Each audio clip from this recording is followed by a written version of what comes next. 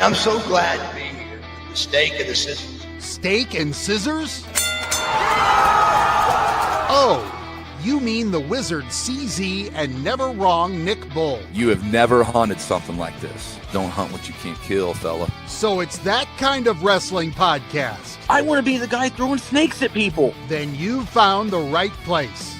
The podcast by the fan, for the fan. The card subject to change. The surefire first ballot Hall of Famer, Mantar. Here now, your hosts of the Card Subject to Change podcast, the Wizard CZ and never wrong Nick Bull.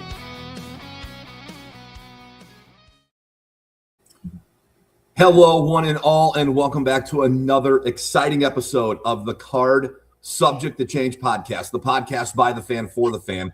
Of course, we're coming to you live in a living color and streaming from the Atomic Sports Cards Collectibles Digital Studio. Thank you so much to those guys in Milan and to our longtime sponsor, Lopez Pizza, Davenport. Pizza by the Slicer Pie, New York style. Great place to go watch wrestling. Great place to surround yourself with fellow wrestling like-minded folk. Lopez is the place downtown Davenport. Yes. Welcome to the show, episode 252 of the Card Subject to Change podcast. Seems like yesterday, CZ and I kind of launched out on this venture, and here we are 252 episodes later. I don't know how we got here, but we're just going to keep it going. We're not going to question what's keeping us going here. We'll just keep on going. But no, we got a good one tonight. Another first-time guest into the studio. More on that in a bit. But I would be remiss if I didn't introduce to you my tag team partner, co-host of the show since day one-ish. He is a shoot wizard, and he is certified. He's a certified whiz, and you can't teach that. He is the Wizard CZ. Wiz, how you doing, bud? Man, I'm a little tired, but I'm feeling good. I had a late night last night. I was in Waterloo with our good friends at Absolute Pro Wrestling. I got to see the second ever ladder match I've seen in my life in person. Okay. And it did not disappoint. Okay. Glad I was up there. Want to give a special thanks to your rival in the podcasting world, Mr. Top Shelf Tom Chilstrom, who jumped in and co-hosted with me since you and Zach were both on assignment, and Badger was not able to make it like we had originally announced. But it was a good show. Check out the pre-show podcast party number 9 on our YouTube page. For all the recaps, it's under the pre-shows playlist. So very excited. I can't wait to do another one with them in coming months. You had a late night last night being up there for the pre-show podcast party and the show. Of course, you watched AAA probably this morning. Yep. That was an amazing show last night. And then, of course, Clash in Italy was this afternoon as we record this live, coming to you just after 6:30 local time here on a Sunday afternoon. So it's been like a wrestling rush weekend. I know there's a couple things I want to go back and watch and catch up on, but it's been a great one. And we get to cap it off here with a new guest on the show in the studio here tonight.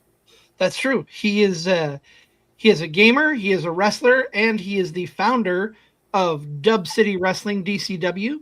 Welcome into studio, Mr. Johnny Cass. Johnny, how you doing today, my friend? I'm doing great. How are you guys doing? Good. Excited to have you on the show. Doing well. Glad to have a newcomer into the show. I ask every newcomer the same question. I'm going to ask you the same one. Why pro wrestling? What was it for you that oh, wow, I love this? Well, it started with SummerSlam 91, I believe. I would have been around 5 years old at the time that my dad rented it on VHS, and we all sat down and watched it, and it was just the spectacle, the magic of it, the larger-than-life superstars. It made me believe in real-life superheroes, especially when I find out you could actually go to these events and see these guys in real life perform and wrestle. And of course, I was a product of the 80s, grew up in the 90s. So of course it was Hulk Hogan for me, as well as Ultimate Warrior, Savage, and so on and so forth. And it was just the fact when I saw, like, when it was Miss Elizabeth and Macho Man Randy Savage's wedding at the SummerSlam event, like seeing all of that stuff being put together on a wrestling show. Like at the time I was 5 years old and I didn't really get it or understand. And then all of a sudden out of nowhere, Miss Elizabeth picked up a present for her from her wedding. And then there was the Snake, Damien. And then Jake the Snake comes out, and I think he attacked Macho Man, and that was like, I don't know, setting up a future feud between them two. And it just, I don't know, it kind of like helped me show like they could incorporate anything into the spectacle of wrestling to make stories pretty much out of nowhere and out of anything. And I guess that kind of like caught my attention to be like, okay, well, what's going to happen next? And that's pretty much what started it for me. The show you're referencing, you said SummerSlam 91, a match made in heaven, a match made in hell. What else sticks to you out from that card? Because everybody you mentioned is in a high-profile match from that card. Well, going back all the way to when I was 5 years old, it's kind of hard to remember all like that event. But it was just the spectacle of like the way they presented themselves back then. Like they were true warriors. They spoke from the heart. Like I'm told all the time, your selling point is your face and your facials and everything. And it just, the way they talked, when they talked, I listened. They had my attention, and they made me believe exactly everything that they said they were going to do. And pretty much it just went from there, like going on. And then when I found out like WWF Monday Night Raw is every Monday from like that started in 1993, I had to watch it every single week, and I was lucky enough to be able to. So let me follow up with that here. You grew up watching wrestling. You watched Raw every single week. Was there a specific moment that you remember that was the final nail in the coffin that said, I have to do this? This is what I have to do. Oh yeah, of course. So it wasn't until the Attitude Era that I wanted to pretty much get that idea into my head to where I got to do this. I like to put it like this. The Golden Era made me believe in real life superheroes, and the Attitude Era is the era of wrestling that made me want to pursue to becoming a professional wrestler. Because I mean, just seeing how everything changed from real life superheroes to a little bit more edgier stuff and a little bit more acrobatic style cruiserweights, and just seeing the amount of different characters on TV, how they would just come through, through WCW, through ECW or WWF back then. And it's like, dang, these guys, I don't even know where they get these guys from, but they're entertaining. Like, I don't know how again, at the time when I'm a kid, I'm thinking, well, they could probably find these guys like, I don't know, out in the streets somewhere maybe, or in a gym or whatever. And then they just ask them, hey, you want to come wrestle? I mean, that's how my 8-year-old brain worked. So it was ultimately the Hardys that made me want to become a wrestler. And I had the opportunity to tell them that too at Squared Circle Expo. Was this recently, last couple of years, just this past year? I believe it was about a year or 2 years ago in 2024. Tell us about, we've all been there. We've all been at the chance to meet somebody that we like or admire. What are you thinking about before you're getting ready to meet them, and how did your exchange go? I always love hearing these stories. Oh man. 30 years well, no, not 30 years. I would say about 25 years in the making, to wanting to meet both the Hardys in person, if not both, at least Jeff, because Jeff Hardy was my all-time favorite growing up, just because of how he presented himself on screen. He was pretty much the same person off the screen, You know, he wanted to be different. He had the rainbow colored hair. His style was different from everybody's. And the first, like, I didn't know what I was going to say. Cause I don't know if any of you guys have been there for the photo ops. I happily paid $150 to get my picture taken with both of them. But what they would do is in a squared circle, they would line everybody up and everybody would get like maybe 10, 15 seconds to take their picture, say a thing or two to them, and then be on their merry way. Right. And when it was my turn to get up, like I felt like I was 10 years old again. And Matt Hardy kind of walked up to me and reached his hand out. Hey, buddy, how you doing? How's it going? The first thing I said was, you guys have done so much for my 10-year-old self that you guys don't even understand. And they were just completely humbled by it. And I shook Jeff's hand. I really wanted to give Jeff a hug, you know, because me growing up, I was different from everybody else too, in a certain way, where I would wear odd clothes because I didn't really have, you know, a decent upbringing. So I had to mix and match a lot of the times, and I would get made fun of. And I'd have different color socks. I'd have like tan pants on with like a blue shirt or a red shirt, which really didn't match at the time. People would say that I'm one of the most weirdest kids at school. But seeing Jeff Hardy, the way that he presented himself, different from everybody, kind of kept me going, so to say, and believe that it was okay to be different and to be a standout, because the more different you are, the more of a standout you are to everybody else. Whether it's good talking or bad talking, they're talking about you. And that's kind of like what helped me get over that. Well, I mean, if they're going to talk about me, even if it's in a bad way, they're still talking about me. That's Jonathan Cass, our guest here on the Card Subject to Change podcast, the podcast by the fan, for the fan, of course. We're coming to you live and streaming to you live from the Atomic Sports Cards Collectibles Digital Studio. And, of course, powered by Lopez Pizza, pizza by the slice or pie, New York style, but here locally in downtown Davenport. I want to talk to you more about Jeff Hardy. He said he's your all-time favorite wrestler. I want you to give me, or what you think is your favorite or the best Jeff Hardy match that's not a Hardy Brothers match. I would say, man, I'm always looking for new stuff to watch. I just love picking. That's selfishly why we have this show. I love getting people's brains on here and watching what they watch. So right. I like to go back, like if you're talking WWF/WWE. The stuff he did with Punk was great. I absolutely loved it, especially after Punk beat Hardy and Hardy had to leave. And he fooled everybody. Punk fooled everybody when he came out to his music and all of his gear and stuff. And yeah. I got a kick out of that. His match with RVD, multiple matches with RVD, those were great.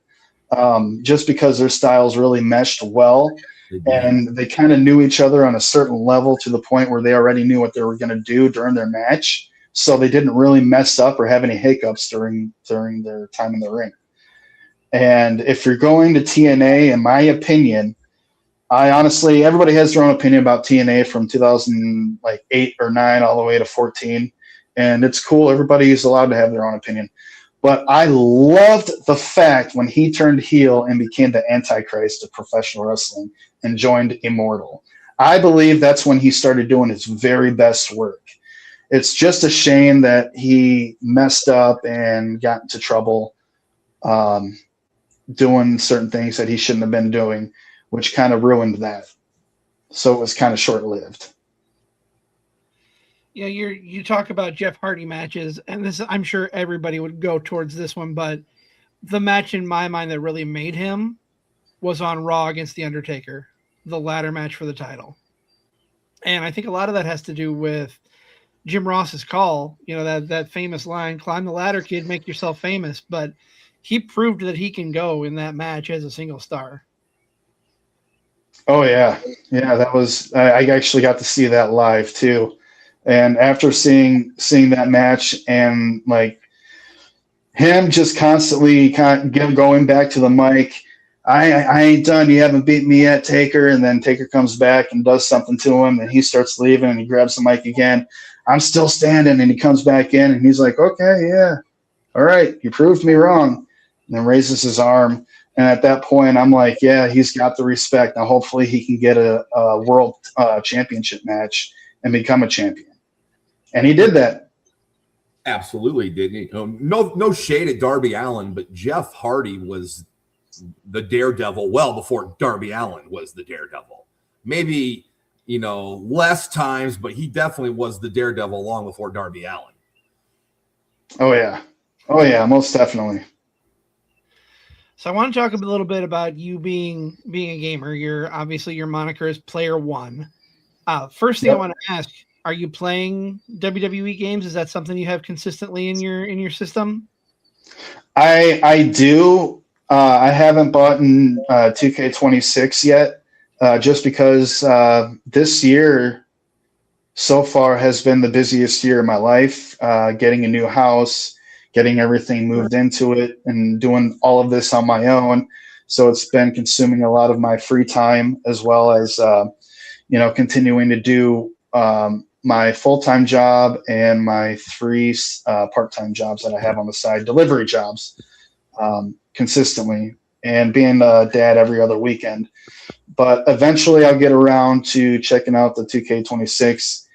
When I read up on it and see what it was actually going to have, it really caught my interest. So hopefully by the time I have everything settled down by August, it'll be on sale, and I'll be able to get the most expensive version for a discounted price. I hope so too, because I've enjoyed it so far. And the big draw for me, I wasn't going to get the game this year, but when they said the Demolition was going to be part of it, and they were doing the Monday Night Wars, that was okay. I'm in. You got me. But you talk about being really busy this year. There's a big reason for that, because that's going to lead us brilliant transition right into Dub City Wrestling and the debut event coming up in just under a month now. Talk about Dub City Wrestling, how that came about, and your expectations as you get closer and closer to the event. Okay. Well, first of all, before I get into that, I'd like to shout out a really good friend of mine, Casey Smith. He financially helped the first portion financially with getting everything into order and doing the finishing touches on certain ends that needed to be finished up with. So he's been buying out some of my game collection. And you know what they say, sometimes if you want to do something, you'll find a way to do it. You have to sacrifice one thing for the other thing that you love to do. And that's exactly what I am willing to do. Now, getting on with Dub City Wrestling, this has been an idea since I was about 8-9 years old. And how that came about is my half-brother, I wouldn't say, well, he's my half-brother, but he's also like part of the wrestling scene too, like the backyard scene. He goes by Sean Trevor. And he's a veteran up here. He never went to school for it. He was just in the backyard scene. And there was like a few of them back in like the early 2000s. And they would actually surprisingly draw some decent crowds, which was pretty cool. Like he was showing me VHS tapes of when he was doing it. And I've always talked to him about it. Like, what if we started something up like this again? Like, what would it be like? And then it started out as in when I was in high school, we started out NRW, No Rules Wrestling. And that only lasted for one show because, we all had lives. I was still in high school, and I don't want to go to high school with all like beat up, bruised, and cuts or whatever on me.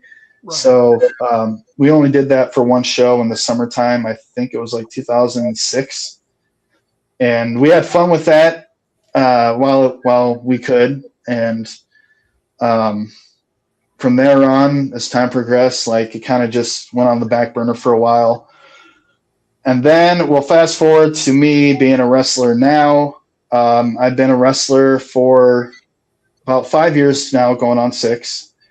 I'm no longer with the affiliated or have anything to do with the promotion that I trained at due to personal reasons. And I've asked some other promotions around the area too. Hey, you should come up to Dubuque and try doing a show there. I promise you, I don't know if it'll be a sellout, but I promise you we can pack the house. And I would have the same response from the promoters, that they would always say, yeah, we'll think about it. We'll see, just ask around. And so I would ask around for certain places, certain venues, and they would give me a price. And of course, at the time, I didn't know about sponsorships, or that's what it would take until I was a part of MCW. Rest in peace, Jimmy Smooth. Thank you for everything you've ever done for me and believing me and giving me chance after chance and inviting me to come back to wrestle for you. Now, that being said, I decided in 2025 to work with somebody, with Sean's partner, who mentioned that his promotion, ECPW, was going to be brought to Dubuque. And I was like, oh, okay, that's cool. That's awesome. I can't wait. And then all of 2025, I didn't hear much of anything about the promotion coming here, or any dates or anything at all besides, oh, did you talk to Will, blah, blah, blah. And all I would get is yeah, I talked to him. And then that was it. And December of 2025, I was like, all right, you know what? I'm going to start this promotion. I'm going to kickstart this idea that I have. And I told Sean, I'm like, if you want to be a part of it, cool. If not, I'll make it work somehow. And being a small part of the gaming industry, I also have connections. And the movie that I was in, Resurrection, it's a really cool poster. The artist, the digital artist, Benson, he's done posters for like Hollywood movies, and he also did the poster for the movie that I was in. I made the connection with him, and I started talking to him. I'm like, hey, could you come up with some designs for me for DCW? And he was like, sure, no problem, And he's really quick, really quick at responding and showing me his ideas, which I'm really appreciative for. And then he sends me the DCW logo, and the first logo looks like this. And I told him that looks great, but I would really love it if you could like have the outline, like a flame outline of Iowa. And he revamped it and sent it to me, and I'm like, that's perfect. I love it. And then I started like trying to figure out how I'm going to do this, having pretty much no money at all. And with the knowledge that I've gained from Jimmy Smooth, Austin Aries, Shane Douglas, and a couple of other guys in the business, sponsorships are the ones that are the major things that are going to help you running a promotion. Now, I want to say this first and foremost. I do not own DCW. I am not the promoter. I am not the showrunner. I am not the booker. I am not anything. I am not the storytelling guys, whatever. All I did was present an idea to Sean and his partner, and they jumped on it. And so I'm the founder, yes, but I have no say-so over any of the storytelling or anything like that. So just to put that out there so nobody gets the wrong idea saying, oh, well, he's just going to put himself over and make him this or make him that. No, that's not how I work.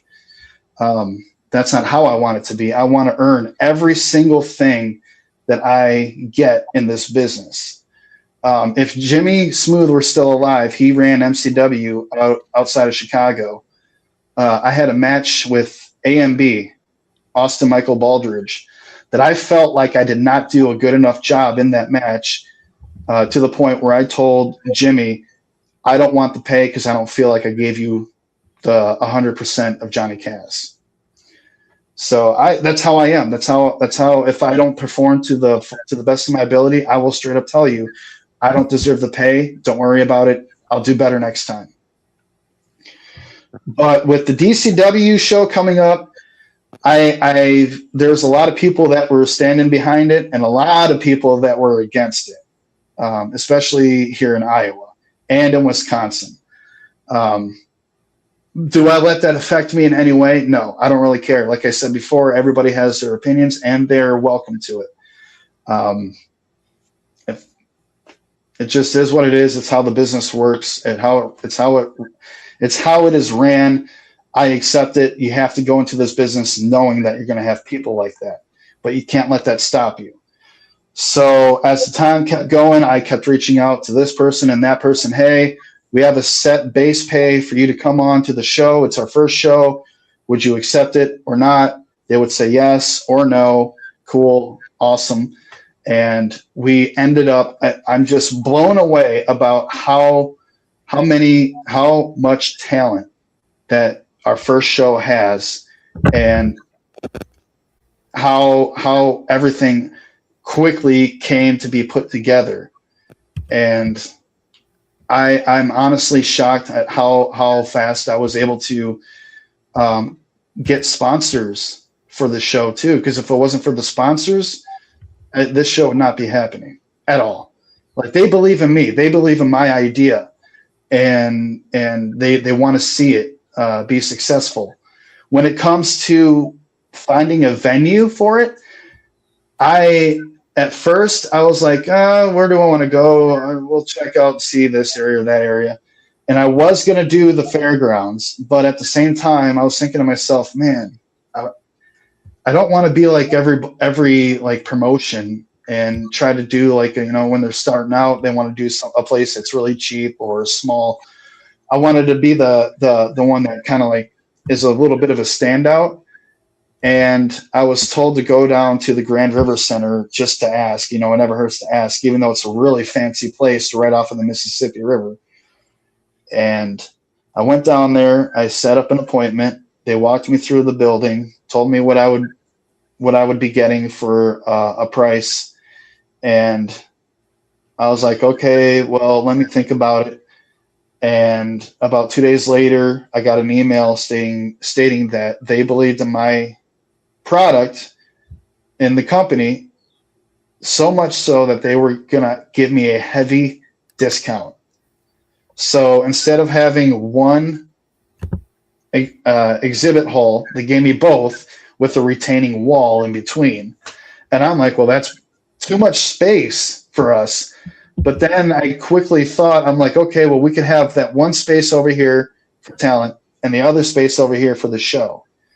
And what's really cool about this venue is that there's the retaining wall, like I said, talent room, showroom. They have the backstage area to where they have like this garage type door where it opens up. And then you walk through it, you go left, you walk straight, and you take another left, and then there's the entranceway for the show. That I couldn't believe it. Like, everything just looked perfect, sounded perfect. I didn't know if I was getting scammed, to be honest with you, but when I'm there in person and they're explaining to me, yeah, this is what the price is, I can't pass it up. So they gave me a heavy discount for a very luxurious place for a first-time show, for Dubuque, Iowa's first home-based wrestling promotion. And right now, I want to say it looks like we're going to have another show, and this is going to continue, just due to ticket sales, because we started out with having 80 tickets to be sold at Benson Tattoo Shop downtown on Central. Now we're only down, it's only been about a month since we had those made. We're down to about maybe 6 or 7 left. And I did set a few aside to sell the day of. So just if anyone's out there wondering if we're going to have the VIP seating tickets available, we will, but they will be in very, very limited quantities. And it goes from $25 up to $30. So if you can, get your tickets at Benson Tattoo downtown on Central in Dubuque, Iowa, before they're sold out.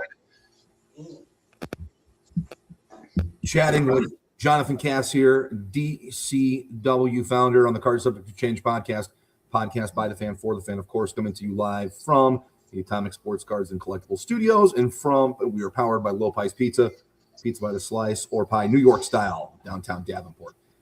Jonathan, why you said, this was a can't miss opportunity. What is making this opening show a can't miss if you are in the area or a wrestling fan for that matter?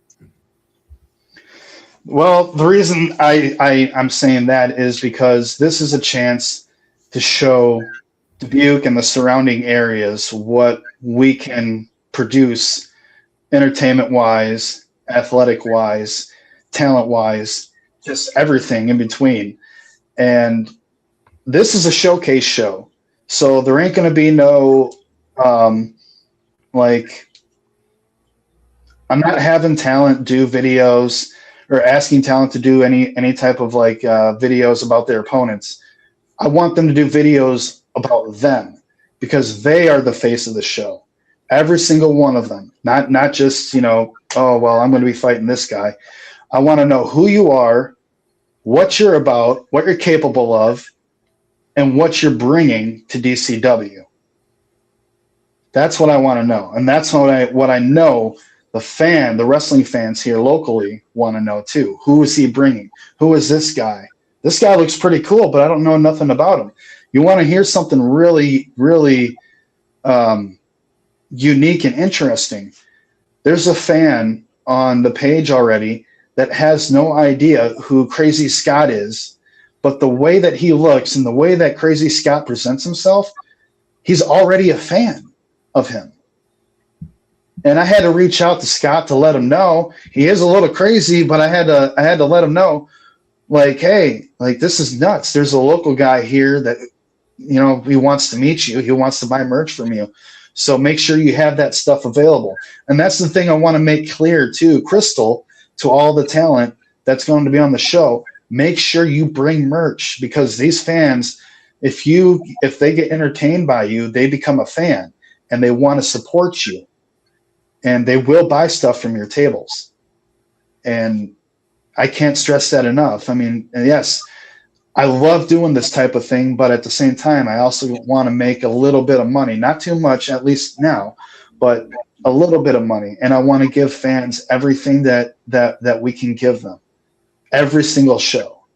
So they are going to bring everything they've got, just like I'm going to be bringing everything I've got when I faced Rose St. James on June 26th. I'm excited for it. I can't wait. And to have a legend in the gaming industry, Greg Smith, who played the original Barry Burton in 1996, once again is going to be managing me at a wrestling event. That means the world to me. Ever since I was a kid, I've always wanted to have something to do with either the gaming industry or the wrestling industry. Now I get to say I have done both. I want to go back to talking about your talent promoting themselves. I really like that concept because I think it doesn't happen enough in indie wrestling. If you go to a show and it's your first time there, you don't know anybody there. But if you're following the show online and they're posting promos from their talent who talk about who they are, you get a better idea and you get more invested. It's not just about the in-ring work. That's a big part of it, obviously. But, people watch wrestling for the stories, for the promos. And I love that you're having them talk about themselves to kind of say, excuse me, sorry about that, to say, here's who I am. Here's what you're going to get from me. And I know there are at least a few local to Dubuque talent that have been on the show, or on one of the Card Subject to Change family shows in one shape or another. You've got Casey Jacks, You've got Jack Reaper, who was just on Wrestling with Fitness this past week. Go check that out on the Wrestling with Fitness YouTube page. Cheap plug. And Dominic Zagreus, who they're really coming into their own here in the Midwest, especially in the Iowa area. And I can't wait to see what they bring to the table at your promotion. Right on. And that's one thing I wanna bring up too, is, you know, it's not just like me wanting to put on this show for the fans. I want to do it. Yes, I want to do it for myself, but I also want to do it for them because they want to perform in Dubuque just as much as I do. And they never gotten that opportunity. I've been wrestling all going on 6 years, and I've never gotten the opportunity to. And that's also a little bit of what helped motivate me to create DCW. And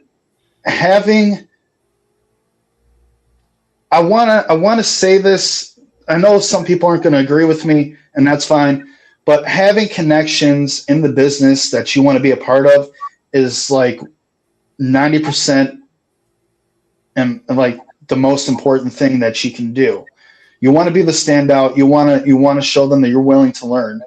And when I'm able to have access to talk to these guys like Austin Aries or D'Lo Brown or some of these other guys that I've talked to about like whether it's wrestling or running a promotion or running a show or in-ring, asking for advice on in-ring like movement or some type of moves, like they don't hesitate to be like to respond, you know, if they have the time.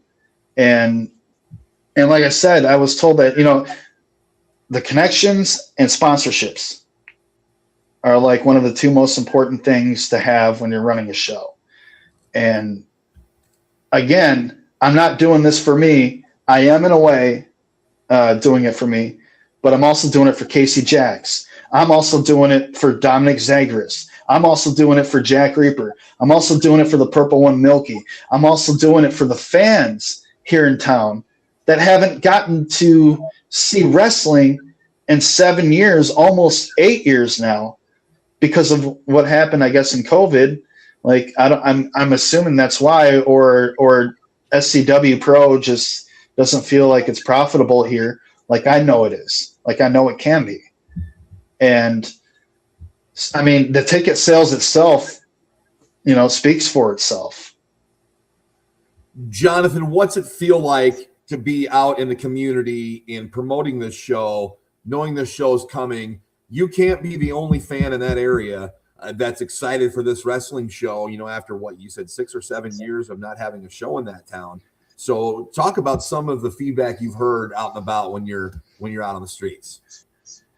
Oh man, it's been nothing but positive. Like there's people that have told me that their friends and family have told me that they're proud of me for running this show, that they couldn't believe it, that they're actually bringing it back, that we're bringing wrestling back here to Dubuque. There's been, I want to say, 2 or 3 people that I'm friends with or family with that have asked, like, hey, you know, could you hook me up with tickets? If I hook anybody up with tickets, that's not just taking from me, but it's also taking from the talent as well as the company. So I have to tell them, like, I can't hook anybody up with tickets because that's not even on my end. I don't run the ticket sales or anything like that. I just had an idea and I ran with it. So, anybody out there that wants to support wrestling, we thank you. We appreciate you, and we will keep bringing it back as long as there's interest and as long as people demand it. And like I had when I work out at the YMCA every day as much as I can. On the weekends, I kind of take a break from it and just, you know, continue to do my side jobs. And the GM that runs that place out there, he was talking to me about it. He was saying, that's really cool, you're bringing it here.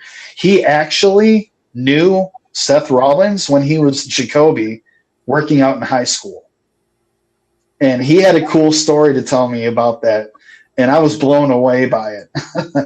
So I think he'll be there, as well as I used to work at the Y as well.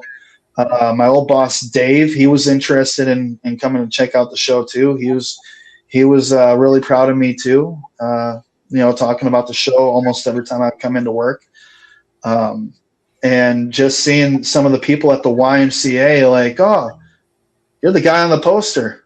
Yeah, I'm just a little guy right there in the corner. He was like, that's cool, man. You're a wrestler, and he's like, still on the poster. yeah. and I've had people ask me like, oh, are you guys training people? And I'm like, no. If you want to get trained, I would suggest going to Seth Rollins School in Davenport. I don't think I want to do any type of training yet or anything. I want to be established. Like when I was training, honestly, I got trained at IPW and I think Collins. Was it Collins, Iowa? Don't get me wrong. I'm thankful for James Jeffries and Travis Shillington and Justin Decent for training me, and I had a blast while I was there. But now realizing like, hey, it would be more beneficial to have like an official certification of graduating from a school, because they didn't offer that at the time. I would have probably gone to SCW instead, but at the time when I don't mean to like steer away from the DCW stuff, but No, not at all. when I was figuring out where I wanted to go to school at, I reached out to SCW. I talked to Merrick Brave. At the time, I was 3 years in remission from cancer. I had cancer in 2016. Kicked its ass, pinned it 1, 2, 3. I wanted to make sure my body was able to take the beating. So I asked him, I was like, hey, I'm interested in coming down to try out to see if I can handle all this. Is there any way I can come in and do some training for an hour or so just to see if my body can handle it? And he said, unfortunately, we can't do that just because it's a liability on their end. Understandable. Around the same time, Impact reached out to me and was asking if I was still interested in coming to be a pro wrestler. And I was like, if you're able to let me come in and work around the ring for like an hour or so to see if my body can handle it, because I explained to him, I had cancer in 2016, then I'll do it. I'll come down and I'll check it out. And if it feels good and it looks good, sure, I'll do it. Their prices were a little bit more fair. At the time, I didn't know we did not get a certificate to prove that we graduated the wrestling school. It would be nice, but now looking at it, it's like it is what it is. It's cool. I'm grateful for my trainers that I had down there. Just not so grateful for some of the talent and what they did back in 2022. That's a whole other episode.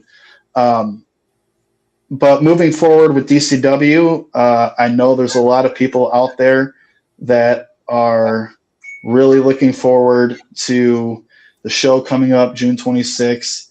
And like I said before, the ticket sales prove that itself. Talk a little bit more about ticket sales. Are there still seats available? Where can people get tickets if they want to come up to Dubuque or are in Dubuque for the show? Because I know I'm hoping to drive up there unless something crazy happens. So, okay, yeah, you can get general admission tickets on Eventbrite. Just search in DCW Dub City Wrestling presents Welcome to Dub City, and there we've made 500 available on there. Of course, we're not going to sell out the 500, but that's the cap they gave us. Or if you want, we still have I think 6 or 7 tickets available for the VIP seating. The VIP tickets cost $25 at Benson Tattoo Shop off of Central in downtown Dubuque, Iowa. And you get a really cool jumbo-sized trading card to commemorate our first show. I believe this will probably be the only time that we offer that type of thing. We were going to have cups made, but we had issues with the online store that was making them, so we had to back out of it. And I don't think we're going to have the cups available, and I apologize to anybody that was looking forward to getting those cups. I do plan on having those available at the next show as long as there's enough interest in for us to bring back another show. Where can people find you online? Find Dub City online, just to follow along with announcements and what's coming up. For any and all that, you can find it on Facebook. We are also on Instagram. For now, that's the only two spots that we have for Dub City Wrestling. If you want to catch anything on the latest on what's happening or announcements or giveaways, etc., just check it out. Give us a follow. Give us a like. I normally see updates on the page weekly, and as well as announcements. Everybody is in the process of getting their stuff out to pretty much tell you guys who they are, what they're about, and what they can expect come June 26th. Awesome. This is the Card Subject to Change podcast, the podcast by the fan, for the fan. I am the Wizard CZ, joined by my co-host, Never Wrong, Nick Bull. We are in studio with Jonathan Cass, the founder of Dub City Wrestling, and of course, that studio is the Atomic Sports Cards and Collectibles digital studio, and we are powered by Lopez Pizza, New York style pizza by the Slicer Pie in downtown Davenport. Woo! That was a mouthful. I don't know how you do that all the time, Nick. No, I'm glad that's why I needed a break, man. Now you know why. What are you personally looking forward to the most coming into Welcome to Dub City? Is there I'm trying to remember. I can't remember if there have been any matches announced. Is there a guest, a match, something you're looking forward to the most, other than obviously you being on the show yourself? I'm looking forward to seeing how well of a turnout this is going to be. It's going to be very interesting. I'm hoping that we attract a lot of wrestling fans, or if a family's going to be coming out, hopefully we can make them a fan of pro wrestling. I love that challenge. I love that challenge on like explaining to people how wrestling is, even though they come up to me and they tell me, "Oh, it's fake." And here's another thing too. So my character, Johnny Cass, he likes to explain to people, because it's happened before where I've been called out on having a fake wrestling title that's exclusive to a gaming convention. And there's a whole story on why I have that. And I like to explain to people, Johnny Cass, it comes from the gaming world. Gaming and wrestling, you can also find this too, other, what's the word I'm looking for? Mainstream talent will say this as well. Both gaming and wrestling complement each other all the time. When I started wrestling, I had to figure out who Johnny Cass was. I had to come up with a persona. I had to come up with a moveset. I had to come up with attire. The same thing with a video game. When you're making a new character, you have to do the same thing. Every match that I have, I level up and gain experience. The same with video games. You know, you bring your character that you created. He has battles. They level up. They gain experience, etc. So that's what Johnny Cass is trying to like portray to everybody. This is who I am. This is what I'm about. And I'm hoping to get that over with everybody in Dubuque.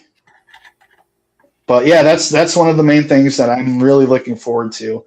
I'm not nervous about it. I'm more or less excited about the challenge, and that's what I love. And you've taken on quite a few challenges with, not only being a wrestler and the sacrifices that wrestlers make, but also trying to get the wheels, getting the wheels going on getting a show back in Dubuque. And that's happened. The show's on the calendar. It's a few weeks down the road, and it's real. It's going to happen. And it's got to feel good for not only you, but the fans in the area. I do have a question, though. What's the nearest show to you in Wisconsin? You know, we're about 90 minutes from Dubuque, CZ and I.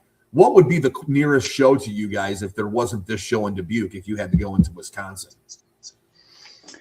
I would say, what's that town called? Oh man, I can't. I'm having a brain fart right now. But it's I think it's called Janesville Wrestling Association or something like that. Okay. It's about an hour away from me. I've been trying to get on their shows, but they haven't been responsive. So I'm assuming that their cards are always stacked, or they're having people from all over Wisconsin come to their shows. So I get it. I understand. You know, my chance will come sooner or later. But other than that, I also enjoy going to Brew City Wrestling, ran by Frankie DeFalco. He's a really great guy that also believes in me and gives me opportunities. And he's actually I have to thank Frankie because he actually gave me the idea, like, hey, you should run your own promotion. So he's a part of that too, of the brainchild of DCW. So thank you for that, Frankie. Well, I know we are getting close to the hour mark, about 52 minutes in. We like to be respectful of everyone's time. Before we get you off the hook, do definitely want to give yourself a chance, if I can string a sentence together. Yes, please. We want to give yourself a chance to promote where people can find Johnny Cass on social media, and where we can find you in the coming weeks if we want to see you in the ring. All right. You can find Johnny Cass on Facebook, Instagram. I'm not on Twitter at all. I have a profile on there, but I don't ever use it. I mean, it just was never really working for me on there. But I'm also on TikTok. I don't really use TikTok that much for recording anything. I like to promote myself on Facebook and Instagram a lot. And the same with DCW, like I said earlier, you know, just Facebook and Instagram. And if I had to try to convince you to come to the show, it would just simply be, you got to come to this show, because the talent's from all over the Midwest. It's not just from Iowa or from Illinois or from Wisconsin. They're all over the Midwest. And they're showcasing what they can do and what they can bring to the table. The reason why I'm saying that is because it's completely different from just your average show. These guys want a chance to continue to come to DCW. So these guys are giving it their all.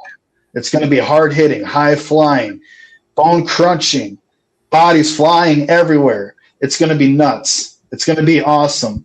And since me being Johnny Cass, I'm going to have my own personal manager from the gaming world be my manager on that night. And I'm hoping, like, you know, fans kind of understand where I'm going with this. In order to fully understand, you have to come to the show. You have to come to the show and check it out.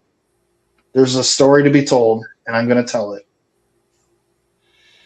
And I know I'll speak for our audience a little bit. If you are in the Iowa area, you enjoy professional wrestling, I'll speak to our audience, I should say. It's definitely going to be worth your time, because there's a lot of great talent, particularly if you are here in the Quad Cities and you follow SCW Pro. Some, like I mentioned earlier, Casey Jax, Dominic Zacharias, Jack Reaper, they are coming into their own, and they're going to be there along with Austin Aries, which I'm super excited about. Oh yeah, man! Real quick, I want to bring this up because I've had a couple of people ask me about that. Austin Aries is going to be there strictly for a meet and greet, to also kind of like help bring a little bit of what's that word I'm looking for? Notoriety. Attractiveness to DCW, okay. And from what I understand, I don't know much, but from what I understand, he's going to be keeping an eye on something, on a certain match or a certain individual. I don't know. But, well, I mean, like I said, the only way to find out what's going to happen is to come to the show and just have a great night full of wrestling. And that's what it's all about. It's just great night full of wrestling. That's what I love. That's what Nick loves. And that's why we do what we do, to meet new people and learn new things in the wrestling world, especially here in the Midwest. But Johnny, I want to thank you so much. This has been fantastic. We've enjoyed having you on and look forward to seeing what Dub City brings to the table. I can't wait to see the show. And, you know, I want to wish everybody their best of luck. If for some reason I can't make it, I hope you guys have a great turnout, and it sounds like you're going to. So I'm excited for what you guys bring. I can't wait to see it. Oh, most definitely, man. I really do hope you're able to make it. If you can't, that's all good. We plan on having all of this recorded on video. We're also going to have wrestle shots be a part of this show too. So there will be pictures, there will be videos, everything. And if you're not familiar with Wrestle Shots, the gentleman who runs that is the photographer SCW Pro here in the Quad Cities. So good dude, takes great pictures.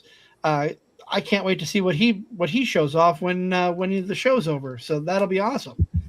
But again, thank you so much for being a part of the show.